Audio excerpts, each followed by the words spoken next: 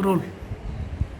बंगाल में अभी एक केस सामने आया है जहां लगभग 25,000 शिक्षकों की भर्ती पर प्रश्न उठा और उनकी नौकरियां चली गई। यह एक बहुत ही निराशाजनक और कष्टकारी स्थिति है। शिक्षक के रूप में तो हमें मानते हैं कि ऐसा नहीं होना चाहिए, क्योंकि एक बार जब आप शिक्षक लग गए हैं तो आप किसी न किसी व्यवस्था से लगे होंगे और इसलिए उस नौकरी की सुरक्षा होनी चाहिए।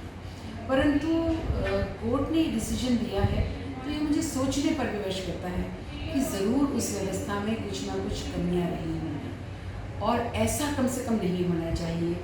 कोई राज्य या कोई पॉलिटिकल पार्टी शिक्षा में भी अपने कार्यकर्ताओं को या अपने काम करने वाले एक्टिविस्ट को लगा दे, क्योंकि शिक्षा में यदि ऐसा होगा तो फिर देश की शिक्षा का भविष्य कभी सुरक्षित नहीं हो सकता।